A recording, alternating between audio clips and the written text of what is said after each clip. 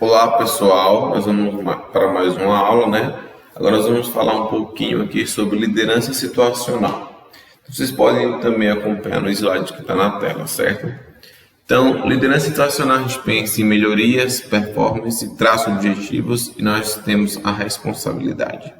Então, quando a gente pensa em liderança situacional, né? Ela vai se basear em três conjuntos básicos. Então, essa teoria se baseia em três conjuntos básicos. Quais são esses três conjuntos? Tá aqui no slide, ó. Conjunto A, o primeiro conjunto, é o conjunto de estruturações, tarefa. Depois nós temos o conjunto de suportes socioemocionais, comportamento voltado para o relacionamento humano. E o último conjunto é o nível de maturidade dos subordinados. Então, quando a gente fala de liderança situacional, a gente traça esses três conjuntos básicos, né, onde vai estar inserido no nosso meio, a gente vai definir o que é liderança situacional de acordo com esses três conjuntos: tarefa, suporte socioemocional e maturidade dos subordinados. Quando a gente menciona subordinados, são nossos colegas de trabalho ou pessoas que a gente está delegado a fiscalizar, orientar ou guiar dentro do nosso ambiente de trabalho, certo? Então, nós temos dois extremos característicos, né? O líder voltado para a tarefa e o líder voltado para as relações humanas. E aí é onde são vistos como opostos na liderança situacional. A Universidade de Ohio, né, Ohio State, ele trouxe um padrão, né, surgiu dois padrões de comportamento do líder, podendo ser apresentados em duas dimensões distintas. Então, eles sugeriram um quadro, né, um quadro com 4 quadrantes de combinações, onde ele vai trazer esses dois extremos: o líder voltado para tarefas e o líder voltado para as relações humanas. E aqui está o quadro, ó. É o estilo básico do comportamento do líder. Então, são os quadrantes de liderança da Universidade de Ohio. Então, a gente vê aqui, ó, relacionamento humano, né? Ele está subindo, né? Baixo e alto. E ênfase em tarefa, baixo e alto. De acordo com essas duas ênfases, a gente vai ter onde vai se enquadrar aquele quadrante de liderança, né? São 4 quadrantes. Então, quadrante 1, ele vai estar, acompanha a seta do mouse. Ele vai estar em alta ênfase em tarefas e o mouse aqui nessa linha aqui de relacionamento humano, baixo relacionamento humano. Então, no quadrante 1, né, aqueles colaboradores e aquele líder vão se encaixar no quadrante 1, que vai ser focado altamente em tarefas e em baixo relacionamento humano. Nós temos o quadrante 2, onde a gente já tem um alto relacionamento humano e um alto relacionamento em tarefas. Então, nós temos os dois aqui alto. O quadrante 3, nós temos o alto relacionamento em tarefa, o alto relacionamento humano, mas nós temos a baixa relacionamento em tarefa. Então, nós temos baixa tarefa. E no quadrante 4, nós temos baixo em tarefa e baixo relacionamento humano. Ela trouxe esse quadro, né? Eles criaram esse quadro para a gente encaixar justamente os subordinados e os líderes de acordo com como é que vão agir. Lembra lá? Nós temos dois extremos, aquele focado só em relacionamento humano e aquele focado em tarefas, onde eles vão coexistir entre os dois, se tornando os quadrantes. E aí vamos saber quais são as vantagens de uma liderança situacional. Então, ela vai aumentar a visão estratégica, né, no ambiente de trabalho, vai aumentar a motivação dos subordinados, isso é importante, e vai aumentar a capacidade de atingir metas. Todos nós trabalhamos com metas, né? Onde nós trabalhamos temos meta e as empresas que nós entramos também buscam metas. Então, vai ser mais fácil alcançar metas usando as vantagens da liderança situacional. Mas nós também temos desvantagens. Tudo tem vantagem e desvantagem. E quais são as desvantagens, né, da liderança situacional? Vai ter dificuldade na identificação de um melhor estilo. Perdão. Nós temos 2 estilos, não é isso? E aí ele se divide em 4 quadrantes. E aí fica difícil de a gente identificar qual estilo vai caber mais naquela situação de trabalho, naquele ambiente de trabalho. pode criar confusão dentro de um grupo, né? Então, por exemplo, temos grupos distintos, pessoas diferentes, onde quadrantes vai se encaixar com as pessoas e às vezes pode criar essa confusão no grupo. E tende a priorizar em curto prazo, né? Então, nós temos esses 3 pontos, essas 3 desvantagens, pontos negativos. E aí, quais são os desafios da liderança situacional, né? Então, temos que ter a capacidade de adaptação, ter uma comunicação diversificada, conhecer as ferramentas de gerenciamento, né? Temos que saber diagnosticar a equipe, analisar os elementos da tarefa e distribuir bem as tarefas. Esses são os desafios quando a gente menciona em um líder, né? Um líder da liderança situacional, ele vai encarar esses 6 desafios no seu ambiente de trabalho e conseguir se manejar através dele. Então, nós vamos relacionar, né, o estilo de comportamento do líder, né, junto com a maturidade do subordinado ou dos grupos, né? Nessa teoria, a liderança situacional e a maturidade implicam em movimentação das relações.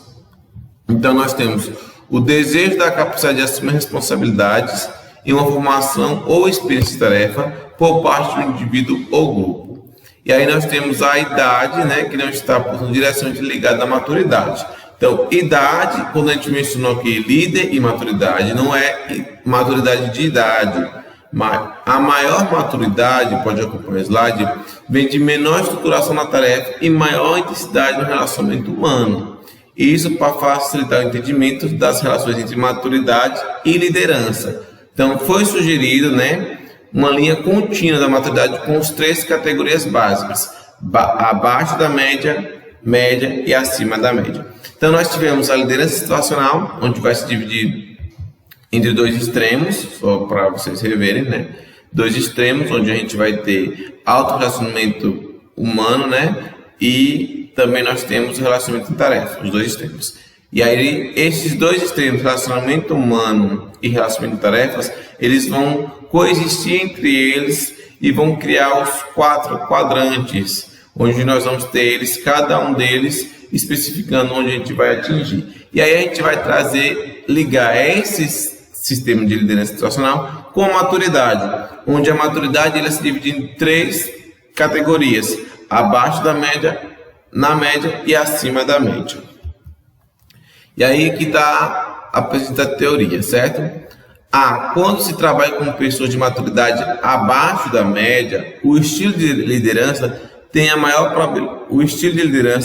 probabilidade de sucesso, é o estilo de altamente voltado para tarefas. Então, se eu tenho um ambiente de trabalho onde os indivíduos eles estão abaixo da maturidade, né, estão abaixo da média maturidade, e aí não significa a idade, né, vocês vão ver o que não significa idade, certo? E aí eu vou ter ênfase em que? Na liderança, no quadrante 1, onde é altamente voltado para tarefas. Quando a gente vai para outro exemplo, é a lidar com pessoas com maturidade média. Esse a gente vai ficar estabilizado entre o quadrante 2 e o quadrante 3, né? Que são os mais apropriados. E nós temos o quadrante 4, qual o comportamento do líder é caracterizado pela baixa estruturação em tarefas e com pouca preocupação com o reforço socioemocional e aplica aos grupos de pessoas com maturidade acima da média. Então, se nós temos um indivíduo com maturidade acima da média, a gente vai encaixar no quadrante 4. E aí, deixa eu ver se mais para frente aparece. Eu tinha colocado, mas não apareceu. E aí, esses quadrantes, a gente vai encaixar. Nós temos os níveis de cada indivíduo e cada um deles, a maturidade de cada desses grupos vão se encaixar no quadrante. Então, nós temos quadrante 1, onde ele vai estar mais focado em tarefas. Já no quadrante 4, né, o líder não precisa ter essa estruturação em tarefas e nem tão pouco nas relações humanas. Então, nosso grupo eles têm uma maturidade alta. Lembra lá o que é maturidade? Vou voltar ao slide. E aqui, ó, maturidade significa menor estruturação nas tarefas e maior intensidade de relacionamento humano. É quando aquele indivíduo ele já tem essa capacidade de relacionamento humano, de se focar sozinho. E aí, a maturidade nos estilos do líder vai definir, né, o que ele vai lapidar. O líder precisa reforçar, recompensar e, tão longo possível, também no mínimo, demonstrar um comportamento apropriado pelo indivíduo. Este processo deverá de tal modo que o comportamento dos indivíduos se aproxime cada vez mais daquele que é o líder considera um bom desempenho. Então, o líder vai lapidar aquele grupo. Um indivíduo que tem uma baixa maturidade, uma maturidade baixa, ele não vai viver sempre esse estilo. Ele pode ir melhorando com o passar do tempo, pode ir melhorando o seu estilo. E é isso que traz essa informação do lapidar. Então, o líder ele vai reforçar, recompensar, e ele também vai o quê? Vai continuar, avaliando, o que ele considera um bom desempenho para aquele indivíduo.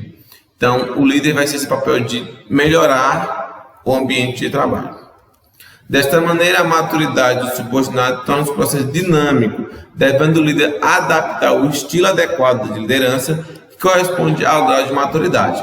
Então, primeiro, ele vai adaptar o seu tipo de liderança à maturidade do seu subordinado, isso é prático. Mas, tá voltando aí, perdão, gente.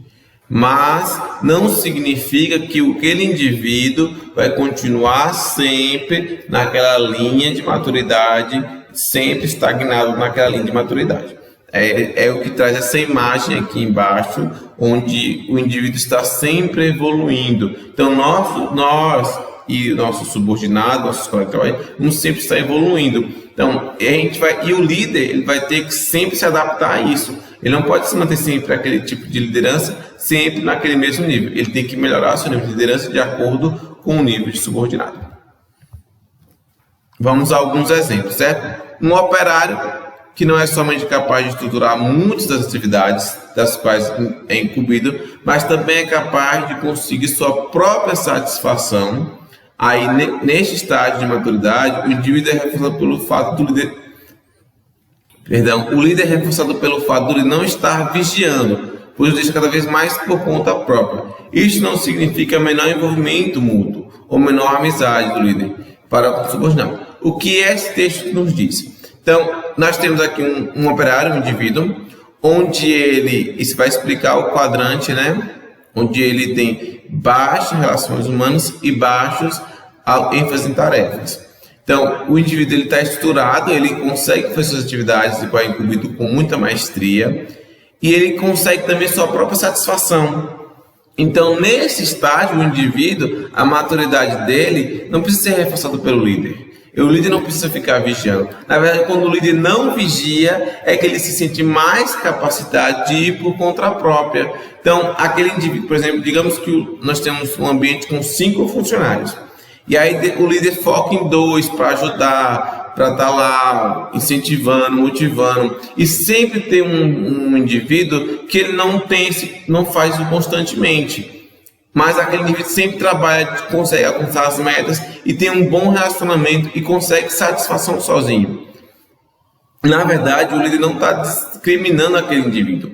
E aquele indivíduo também não se sente discriminado. Ele já sabe que o líder já tem, ciência que ele vai alcançar as metas e ele está em perfeito estado, que sem o líder precisar estar lá, ele consegue alcançar. E o fato do líder não estar lá é o que faz melhorar e sempre alcançar a melhoria.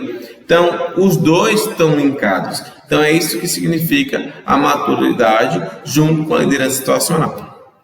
Aí agora vamos para outra hipótese, Um indivíduo, nós temos no quadrante 4, tinha um problema inesperado de família, o que afeta esse desempenho. Então, nós temos aquele indivíduo, E aí ele estava no quadrante 4, e aí ele teve um problema de família inesperado. E isso afetou seu desempenho. Aí o líder eficaz deve estar alerta para identificar mudanças no indivíduo. Lembra lá que eu falei que o nível de maturidade ele não é fixo. E as tarefas também não é fixas. Aí neste caso, haverá necessidade da estruturação da tarefa, onde o indivíduo ele vai estruturar o que ele tem que fazer, e vai ter um maior apoio socioemocional por parte do líder, demonstrando que está dentro do meio daquele funcionário, demonstrando que uma volta ao desempenho anterior. Então, trazer ele para uma volta do desempenho anterior, demonstrando que tem sim importa com aquele funcionário. Então, nós temos, voltando aqui, ele estava perfeitamente, aconteceu um problema com ele caiu, né, em sua maturidade. Nesse caso, nem foi tanta maturidade, foi mais o desempenho nas tarefas, que ele conseguia fazer com maestria. O líder, percebendo isso, ele vai focar naquele indivíduo, trazendo uma relação de estrutura de tarefas mais eficiente para ele e dando maior apoio socioemocional.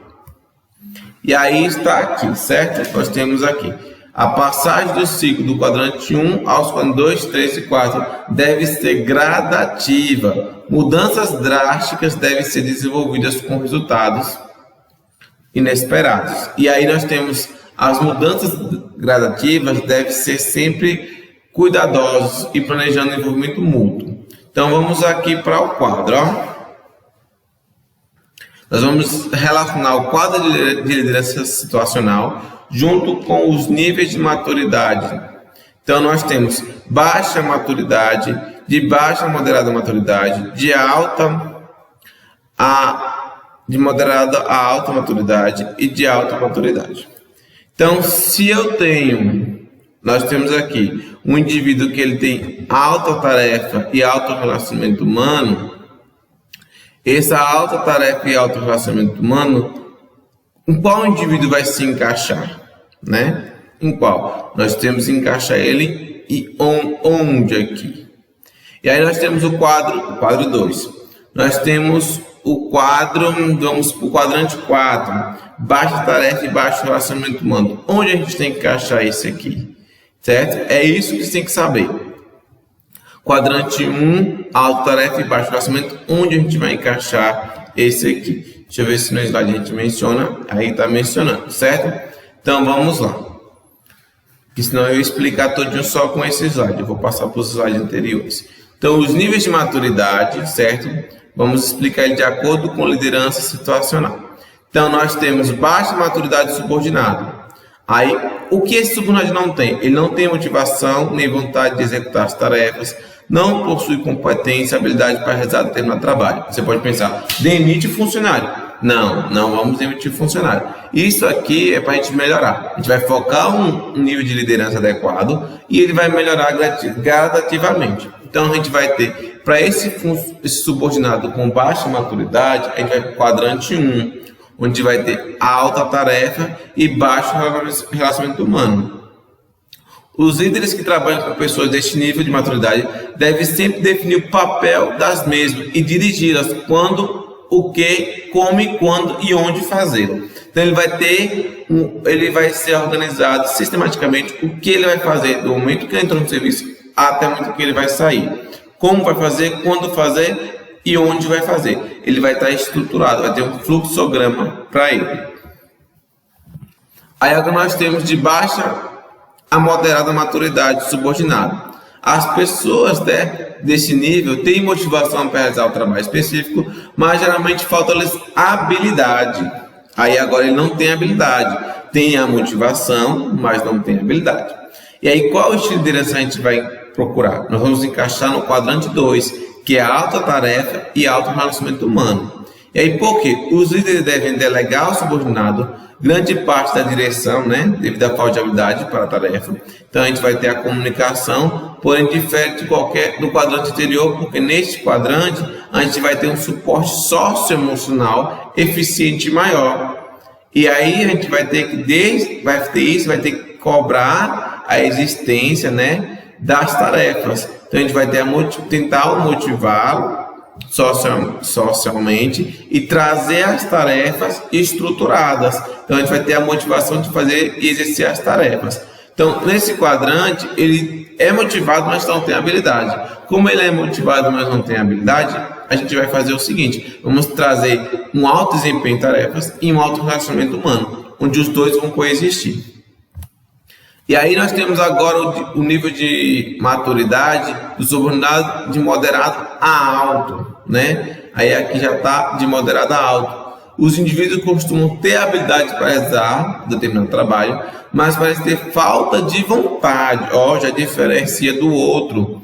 O outro, eles tinha motivação, mas faltava habilidade. Nesse caso, ele tem a habilidade, certo? Mas está faltando o quê? A motivação. E aí o que a gente vai encaixar? Nós vamos ter o estilo de liderança mais adequado, é o quadrante 3, que é alto em relacionamento humano e baixo em tarefas. Por que baixo em tarefas, professor? Porque ele já é eficiente nessa coisa. O que ele não tem é a motivação para fazer, mas ele já tem esse papel, já consegue. Então, o líder vai trabalhar com o indivíduo deste nível de maturidade, dará somente a direção inicial da tarefa, em virtude das habilidades, o subordinado já tem a habilidade, e aí vai vir a motivação, certo? Onde vai vir ser um intenso acompanhamento social por parte do líder, reforçando comportamentos desejados, que são requeridos, e vai dar esse suporte socioemocional que vai ser totalmente necessário, muito necessário para esse indivíduo, já que o que falta para ele é a motivação. Aí nós temos agora os subordinados de alta maturidade, né? E aí esse subordinado de alta maturidade, as pessoas costumam ter total motivação, né? E habilidade para realizar o trabalho. Então, é esse que a gente falou no exemplo, no nosso quadro do indivíduo, né? Do nosso exemplo dele, que no início ele era uma coisa, ele mudou por causa do problema familiar. Então, neste caso, a liderança mais adequada é o quadrante 4, onde vai ser baixo no relacionamento humano e baixa tarefa, né? E aí vai repetir o que a gente já disse, vamos ter envolvimento do líder, vai ser um envolvimento menor, certo? Mas, porém, não vai ser de discriminação ou deixar de escanteio, não é isso, certo? Ele vai demonstrar, né, os níveis de maturidade, demonstrar confiança, mas nele aqui, o fato dele deixar ele por conta própria já o motiva mais, sabendo que aquela pessoa confia nele para ir por conta própria. Então, a gente já mencionou isso aqui mais para frente. Então, mais anteriormente. Então, nós vamos, o que a gente conclui, né? Vamos concluir. Não há uma liderança básica ideal, não existe isso, certo? Não tem isso. As duas dimensões, relacionamento humano e estruturação em tarefa, não se opõem não têm interdependentes, elas são correlacionam, né? Elas são correlacionadas, a gente já viu isso. Nós temos 3 variáveis básicas que devem ser consideradas ao se delimitar um estilo de liderança, né? Que é o líder, o subordinado e a situação, sendo o nível de maturidade do subordinado a condição necessária para que o líder planeje sua estratégia. Só explicando o ponto C da conclusão. Nós temos o líder, o subordinado e a situação. O que vai definir a estratégia do líder? A maturidade do subordinado. O que define como o líder vai traçar, estruturar o seu meio de agir, né? Traçar a sua estratégia para alcançar os objetivos da empresa, é a maturidade do subordinado. Não é nem o próprio líder, nem é o subordinado, nem a situação que ele se encontra. É mais... O que vai definir a condição dele é o nível de maturidade. É claro que nós temos as 3 variáveis que vão ser consideradas, mas a estratégia vai ser tomada de acordo com a maturidade do subordinado.